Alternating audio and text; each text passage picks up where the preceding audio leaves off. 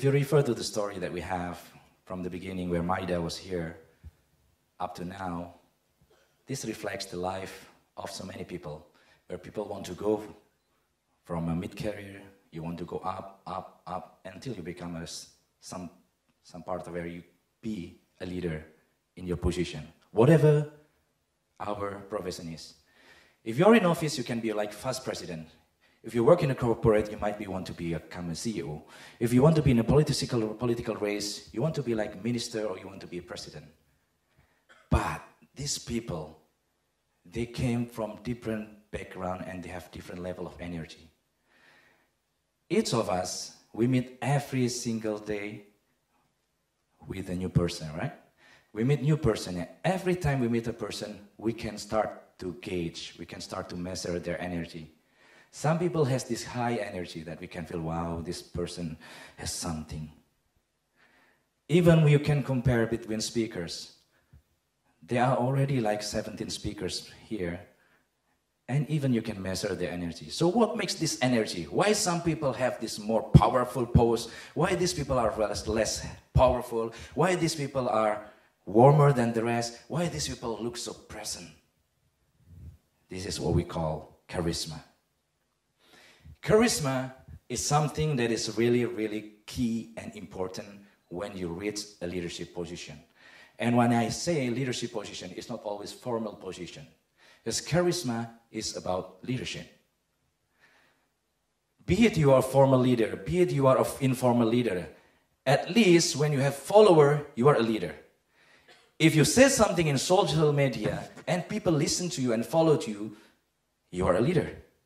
If you reach top position in a company and people inspired by you, you are a leader. Even if you're just informal leader in your RT, RW, and everybody listen to you and really follow you, you're a leader. What makes this leadership works is the influence, because leadership is about influence. There's no leadership without influence. And there's one key ingredient that can boost your influence, what we call as charisma. Many people say, do I need to have charisma? Can I have it? Can I learn it quickly? You'll find the answer after this. Now, this always reminds me to the story where I was having my business trip at the time. So I was walking after going down the plane. From the plane, normally we go to the lane, right? So whenever you come to the airport, normally you will stand in line, you wait in queue to get your passport stamp, correct? Then I was standing there, waiting in a queue, and there was a guy, it's a Caucasian guy in front of me, then another guy there. I think he's from Japan or from China, looks a bit like this oriental face. And then the other guy, just next to that guy, is the guy look like me. It's just, you know, the same skin tone, the same hair color, even the same clothes color. It's just, at that time, it's the same white color. It was a normal day. It was a normal queue until there's someone shouting there, like saying, "You, come forward!" The guy, who is the officer in the airport, was asking to the guy impolitely and very roughly.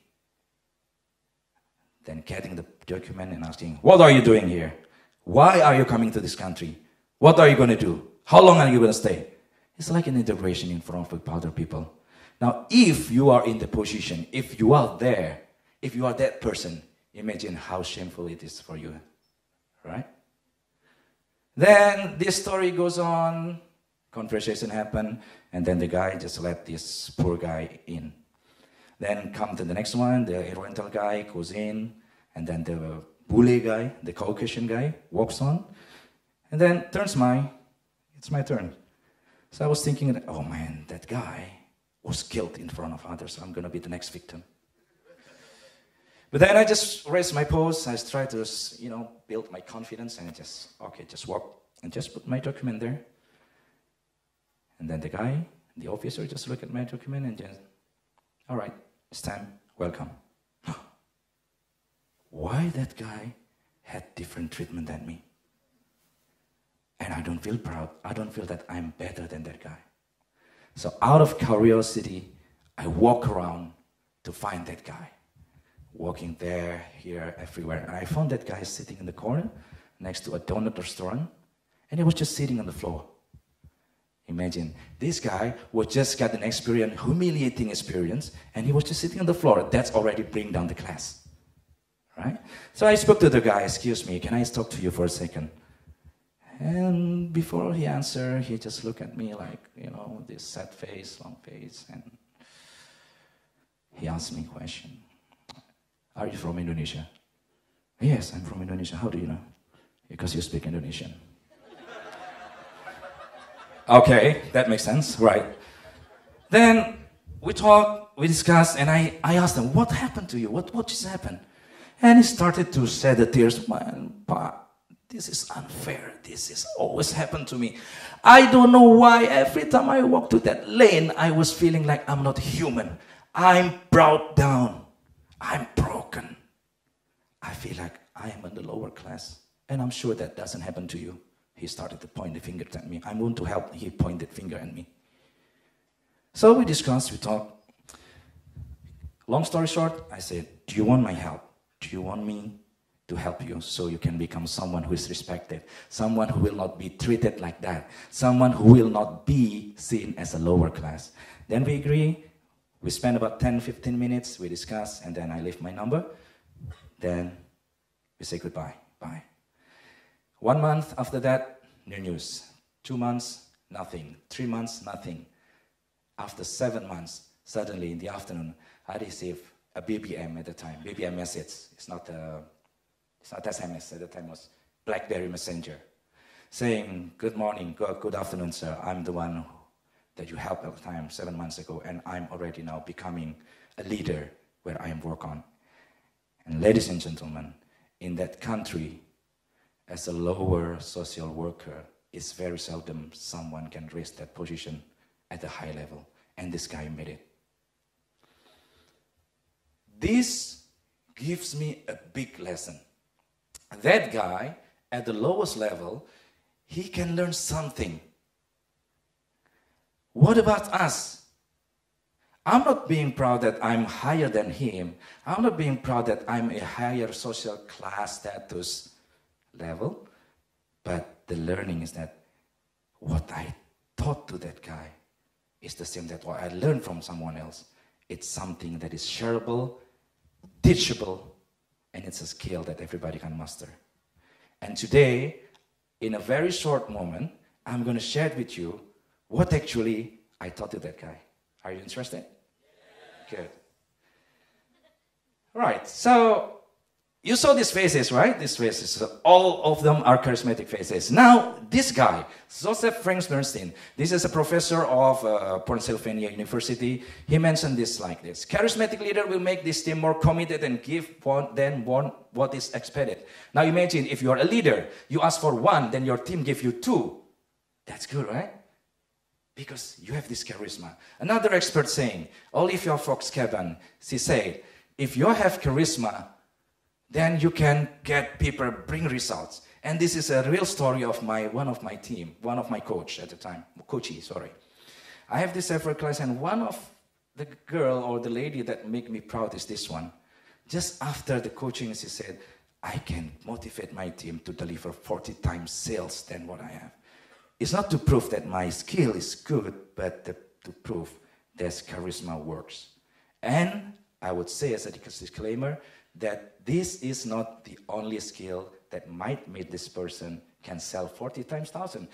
They still need to have this skill of sales. They still have this SOP. They still need to have another skills. But this charisma, when you have this kind of thing embedded in your leadership and in your soul and your body, that can create a momentum for someone to give more than what is usual. Now, let's go back to the point. Charisma is not a gift, it's a tool.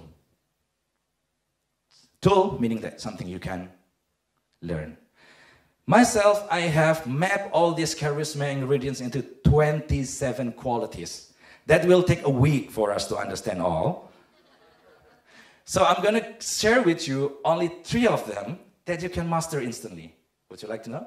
Yes. Great. So this qualities, number one, is what we call competence. There is no charisma in leadership if you don't have competence. Period.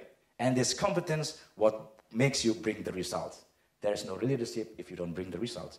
So make sure, whatever you do, whatever your profession is, make sure that you have this a very strong competence. If you're a speaker, make sure that you have very strong competence in speaking. If you're a leader in a company, make sure that you are master in your area. Because first thing that people will measure in you, in your leadership, is your competence. What if I'm just starting and I don't have this competence? There's a good news. There's a good news. No problem. You can be still like in a, developing phase that you're not there yet. But you can start to show your competence by showing visually. You can show on your name card. You can show in your presentation. You can show by speaking. Like whatever you say, it has to deliver the message that you are an expert. For example, if you remember Dr. Z, right? By the time he was on the stage, just less than 5 minutes, we already know that he's a really good doctor, right? Because he's speaking the words of medicine, the word of medical language. Knowing Ari, the first 5 minutes, and even the first 2 minutes, we already know that he's a good speaker in public speaking. He's using all these terms of public speaking. So the first thing that you need to make sure, list down your competence, put it in writings, say it, and make people understand that you have this competence. You know the problem with people there in the company, that they are competent, but they are afraid to show, or they are too shy to show. Show it, it's your competence. Let's look Oprah. Oprah is known as the best speaker in television history. And she showed that. The second part, what I call the second C, and this is the most important part, conviction. All charismatic leader has this quality of conviction. From the way they stand up, you can already see that this guy has energy and power. I never see any charismatic guy standing like this. No, right? I never see any charismatic guy walking like this. Or even walking like this. No. From the time they enter the stage, from the time they enter the room, they are very confident with it. One tip for you, if you want to be looking more convincing, spread your leg, make it a bit wider than your shoulder. That gives you an image of conviction already. Steve Jobs is very good on that. If you look at a video in YouTube of Steve Jobs speaking, he always stand up like that. He never stand up like this or like this. That already showing power.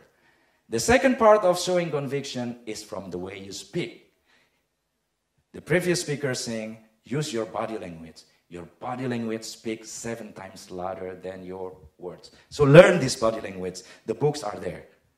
The trainings are everywhere. Learn this body language because your hands is magical. And this is why normally hypnotists, they use their hand, not only speaking. Right?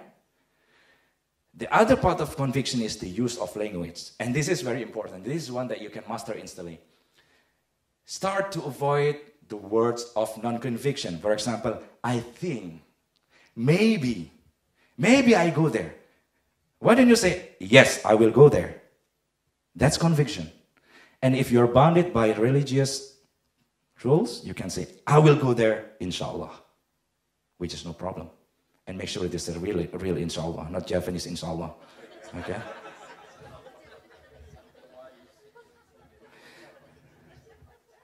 Because some people say inshallah just to make sure that, yeah, it's okay, I will just not come, so I will just inshallah, right? Right, so the third C, congruence. You see this guy, Mr. President Sukarno. He's the one who can make a very good congruence. What is congruence? That whatever you say, whatever you present, whatever you do, whatever you show to people is aligned.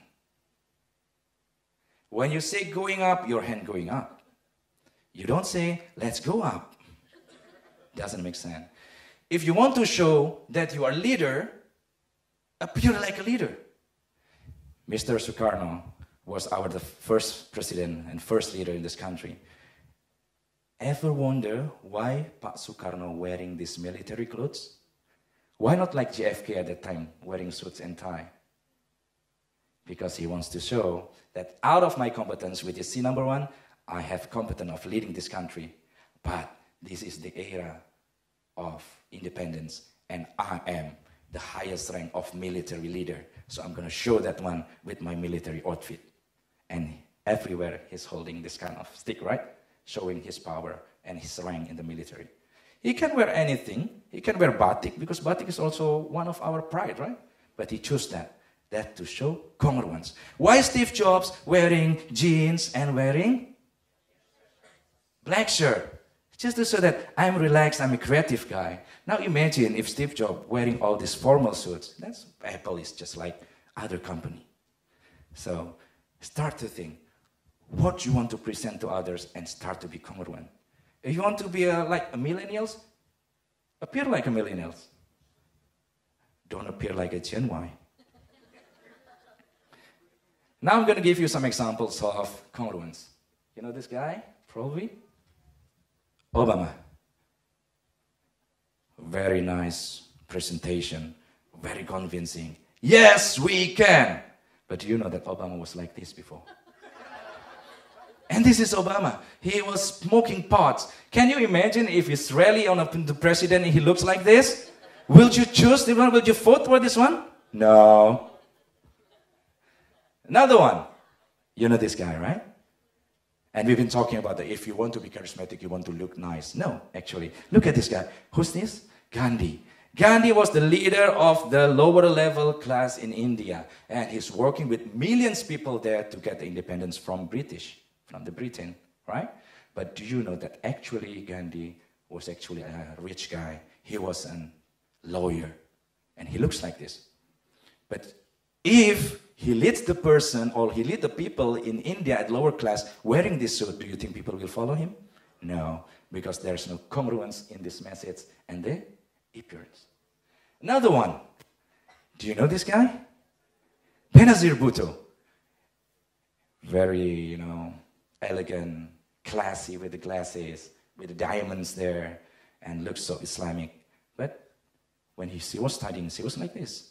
Do you think that people will believe her to become a prime minister? No. And this is the interesting one, and the last one. You know this guy, right? Your neighbor. All right. It's surprising that looks different to the neighbor. Right. David Beckham. You know David Beckham? What is his competence? And let's exercise. What is the C number 1? Competence. What is David Beckham's competence? Football. He can kick this ball. And the ball is going to be swinging, but not going straight. It's going to be going to the side, like what we call the moon kick. So it's like a moon. And that's his competence. But he can think at the time, if I keep doing that, maybe someone can copy me. There's another millions of footballers there that can have the same competence. But I'm going to do my congruence. I'm going to do my different context. So he decided that I want to be not only an football sportsman, but I want to be a model as well. So I'm going to be representing alpha male, uber class people, which is the one who has competence, but also have this kind of glamour, charisma. And that ends up, he's paid much, much higher as a model of Armani rather than just a footballer. So the next question is, have you this competence? Have you as your conviction? And the last one, do you have already your congruence? And I leave that as a homework for you. Thank you.